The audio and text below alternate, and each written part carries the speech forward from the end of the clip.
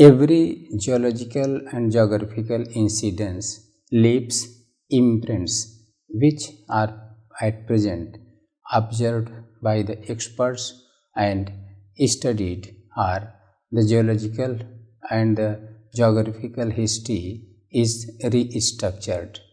For example, the Indian plateau was separated from Africa, especially Karnataka from Madagascar. Due to plate tectonic, this land moved north, and it was, although geologically integral part of Africa, even then today it has become integral geographical and physical part of Eurasia or especially Asia. Means Indian plateau came in contact with Tibetan plateau, with the result Himalayas ranges came out of the Tethys geosyncline. This we have studied in the history of plate tectonic. After going through that story of geophysics, we have a number of physical or natural landscapes sites that indicate towards that geophysical story. Now, there are some points which are very important and may be independent questions by UPSC, which needs special explanation with respect to geophysics or plate tectonics of India. These are the evidences of plate tectonic or Indian geophysics or plate. Point number 1 that may be asked by any commission is granitic tars of Jabalpur are of glacial origin. Here, if you see in Jabalpur, here granitic tars are found. Tars are the periglacial landscapes where in the circular large shaped boulders are set below. As we go up, the boulders circular shape are arranged, and going up their size becomes smaller. Thus, this arrangement is not possible by aeolian process, fluvial process. It is only by the glacial process.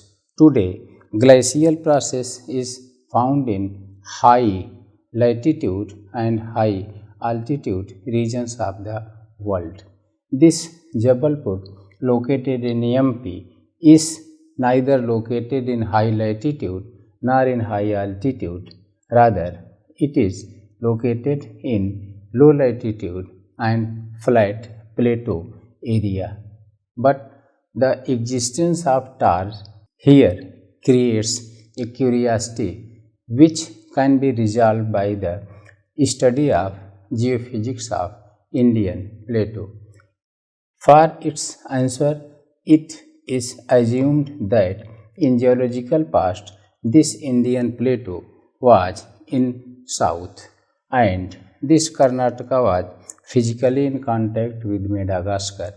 Thus, the geographical position of this plateau was south in periglacial region where periglacial process operated, with the result tars were formed here, and as the plate or especially Indian plate moved from that region, reached here, that tar feature, that is geographical feature, periglacial feature, is still seen here.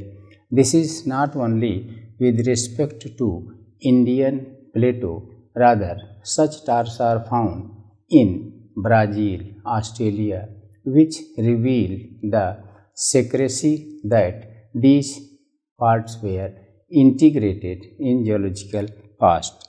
And there may be one more question, that it is of Carboniferous glaciation or Pleistocene glaciation. Pleistocene glaciation occurred recently, which had its impact on the Himalayan region and especially high latitude in North Hemisphere and in South Hemisphere. This area was unaffected by Pleistocene glaciation. It shows clearly that this plateau region in Carboniferous period was in south physically attached with Africa. Hence, Commission may ask the time of these stars found in Jabalpur and especially in the central India, whether these belong to Pleistocene glaciation or of Carboniferous glaciation. So, answer is very clear that these belong to Carboniferous glaciation. Likewise, related with the plate tectonics, there is one other point. During the period of Raj Mahal lava, about 136 million years ago, India was 2250 kilometers south, means 20 degree south latitude than at the present latitudinal position than at the present. It means here today it is Kanyakumari located at 8 degree 4 minute north latitude, and Raj Mahal region is here located in Chota Nagpur plateau, where due to tectonic activities here volcanic eruption occurred. There are two regions of volcanicity in India. Number one, here Deccan lava, especially in MP and Gujarat, and the other is here Raj Mahal lava, which was erupted due to the formation of Malda Gap and its northeastward movement. Here, the lava deposit is called Patlan, while in Maharashtra, lava deposit is called trap.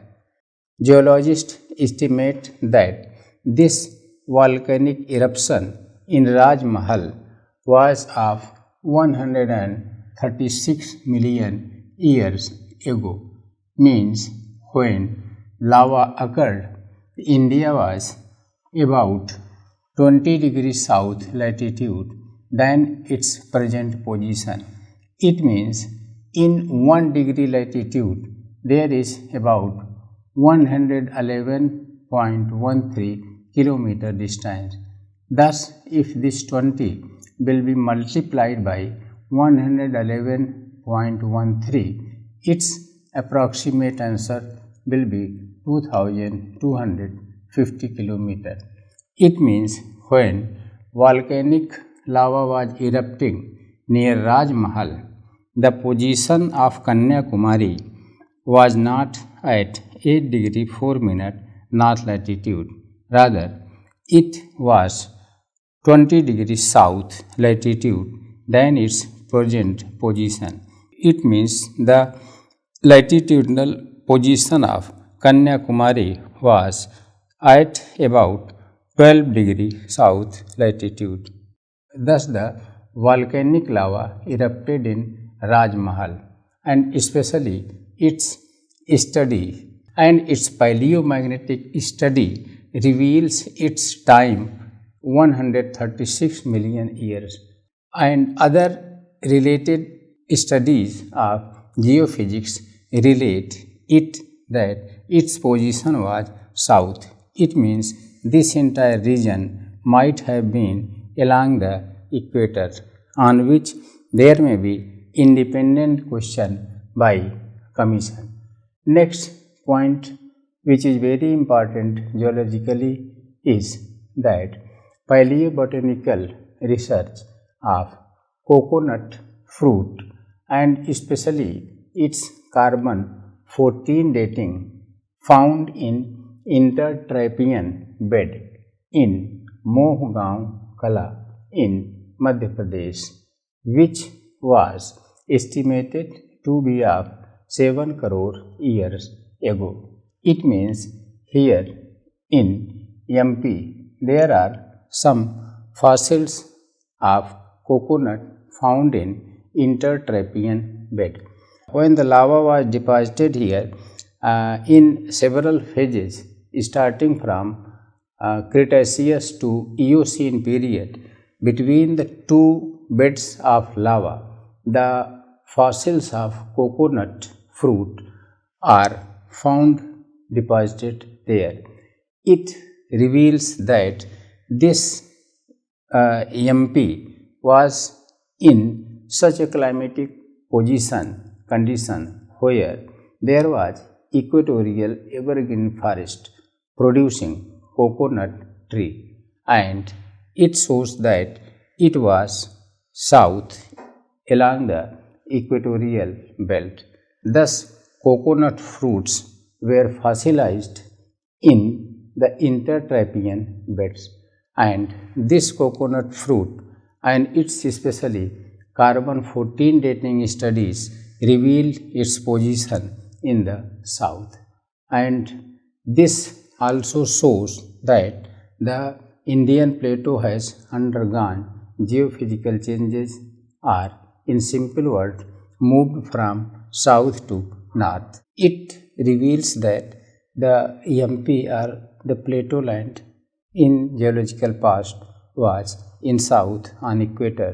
Now it has reached at its present position. Related with this, there may be another question or point that the maximum fossil national parks of India like Ghugua Fossil National Park, Didori Plant National Park, Kanha National Park, Salkhan National Park and Jaisalmer National Parks are located between 20 to 30 degree north latitude.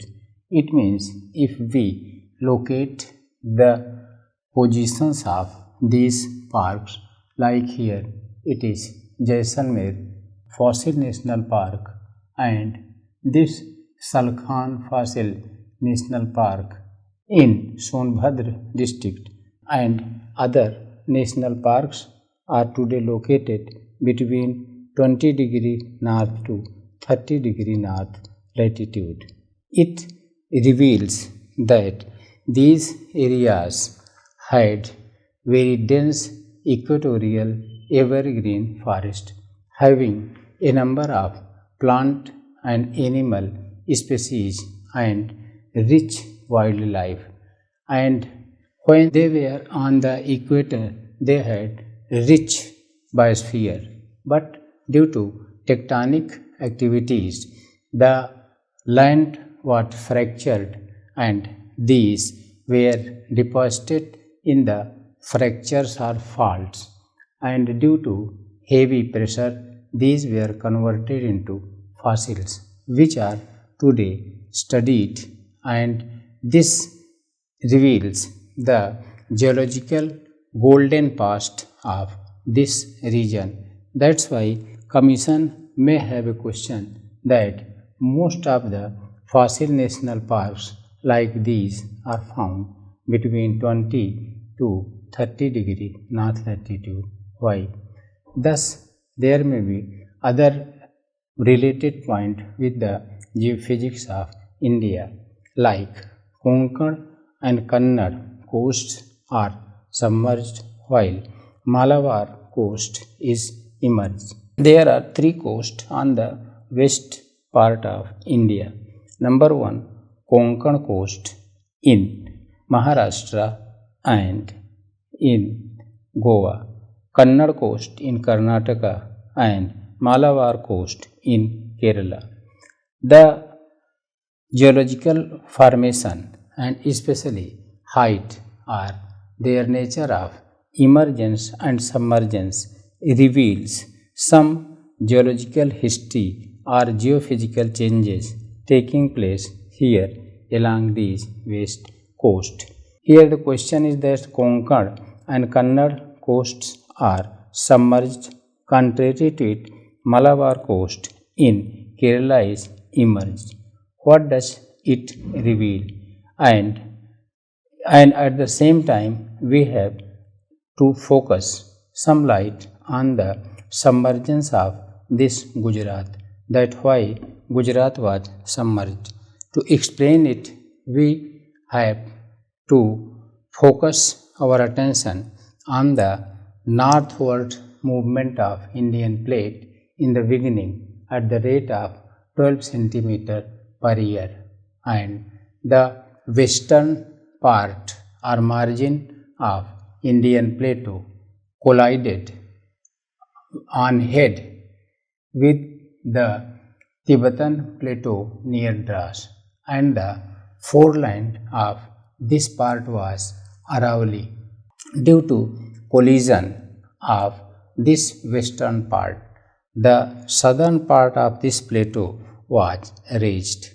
As we had simplified that, if we take this plateau land as a bull having two horns, left horn this Aravalli and the right horn this Raj Mahal, then due to collision of the west horn, that is Aravalli with Tibet, the western part underwent pressure, due to which three incidents occurred here at the same time.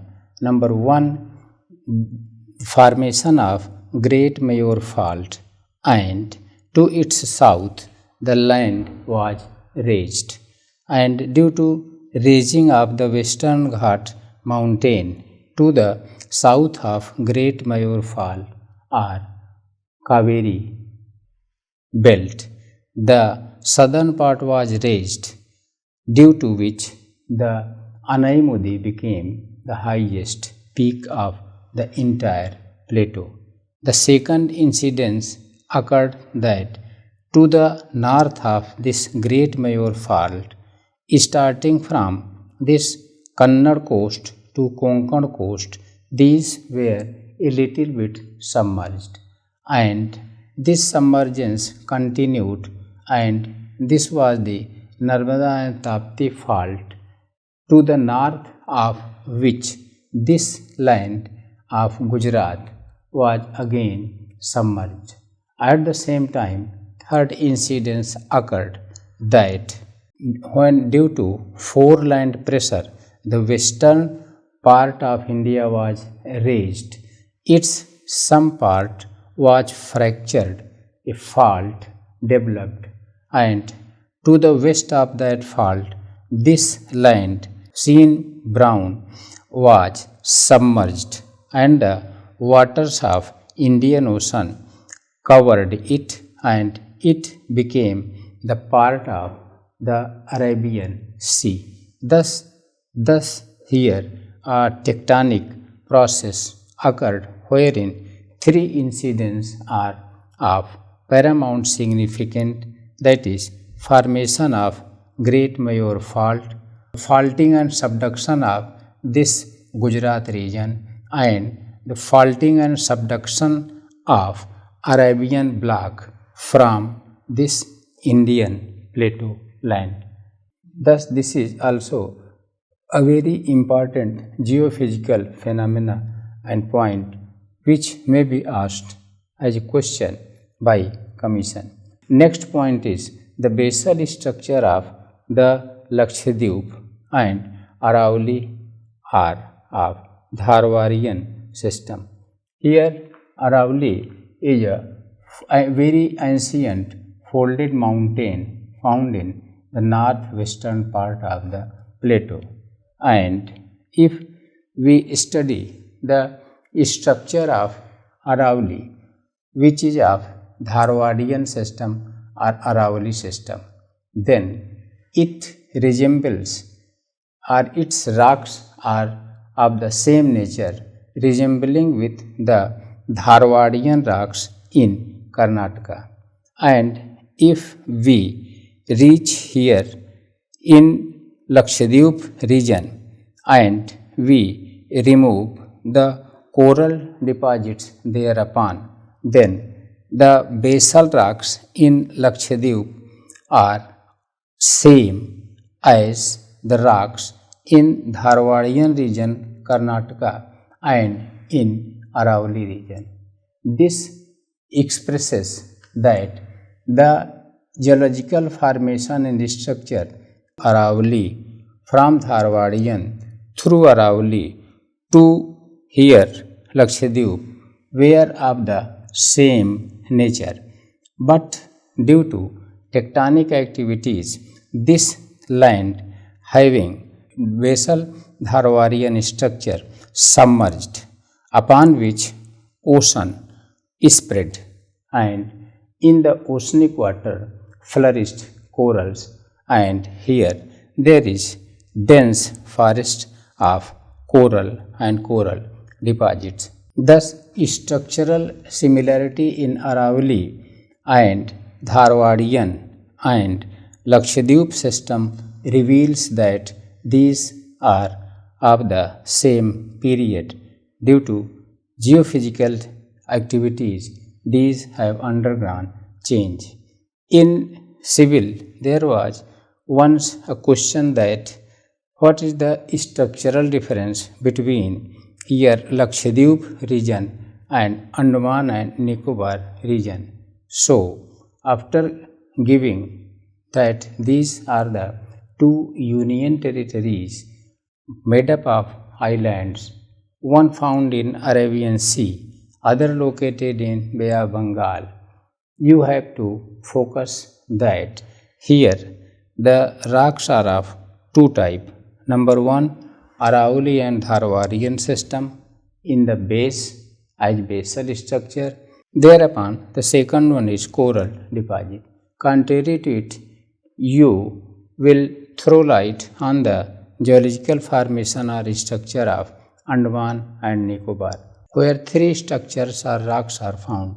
Number one, the sedimentary folded sandstone structure, which belong to the period of this tertiary folded mountain of Aracanioma, which serve as basal rock.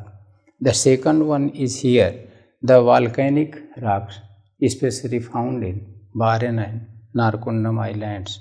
And third one is the coral rocks, which are predominantly found here.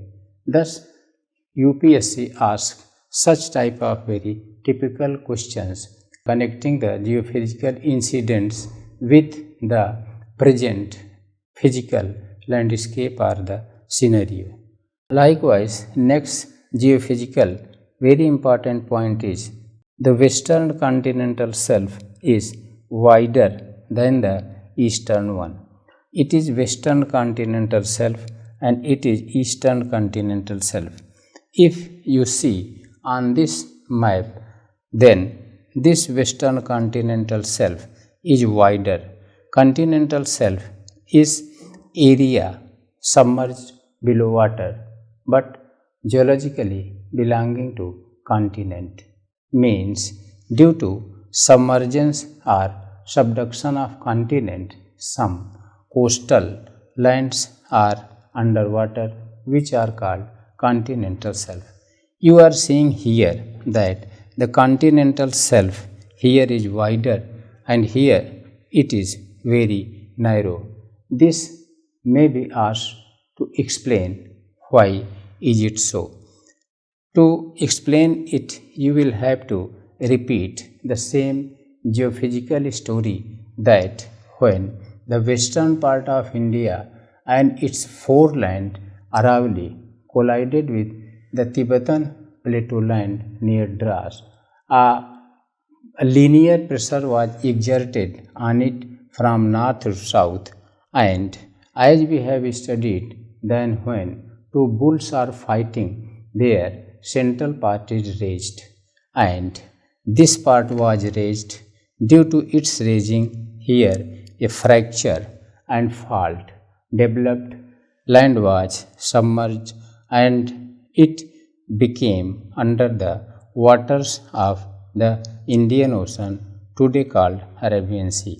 That's why it is wider, and its a number of evidences are found on the basis of here the Bombay High and the Kutch offshore and Bhuj offshore gas and petroleum deposits.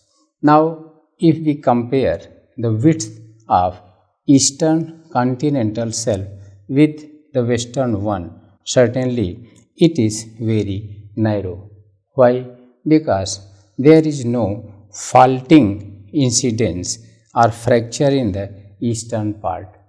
It is clear that when the western part of Indian plateau was raised, certainly, naturally, the eastern part underwent subduction and submergence. Due to submergence, the waters of this Bay of Bengal covered it, and there was transgression of the sea water. That's why it is here narrow and it is here wide. Next point is coal deposits in Chota Nagpur are found along the fault line or say river valleys like Damodar, Mahanadi, Godavari, Krishna and Kaveri. This may be a general question that especially Koilanchal in the eastern India is found here in Chhattisgarh, Chota Nagpur, Odisha and Jharkhand regions. Thus, here is very rich deposit of coal. And if we draw a line here from Dharwad to Darbhanga, this line, along this line, most of the coal deposits of India are found. Why is it so? And the second parallel question is that the coal deposits are mostly found along the fault. Again, for its explanation, we will have to turn the pages of the geophysics of India, that in geological past this entire land was in south on the equator, where there were dense equatorial evergreen forest. Due to tectonic faulting and fracturing, those dense species of forest fell in the fractures or faults developed, which was covered with a thick layer of sediment. Due to the pressure of that sediment, those plants and animals were transformed into gas and petroleum and coal. That's why the coal deposits in India are mostly found along the fault line, and along those fault line today on the surface of the earth, on the surface of the land, rivers have developed their valleys, and along those valleys there are dense Galleria forests. Thus, the today's river valleys are very rich. But here question is very simple, that why the coal deposits are mostly found along the river valleys. It can be explained that below the river valleys there are faults that we will study in separate map and board, and in those faults there are rich coal deposits that may be river Damodar, Mahanadi, Son, Godavari, Krishna and Kaveri. Question may be raised that why in the eastern segment of these rivers coal deposits are found, explored and mined. It is because although the coal deposits are found all along the river valleys, but in the western part, especially in Maharashtra, Gujarat, northern Karnataka, northwest Andhra and southwest MP, there is a thick deposit of volcanic material or Deccan Trap, which has overlain the rich deposit of coal. That's why coal is here very difficult for excavation, extraction and use. That's why coal is largely found along the fault line but mined in the eastern part of India. Thus, the formation, existence, and excavation of coal deposit may be explained with the help of the evidences of plate tectonics.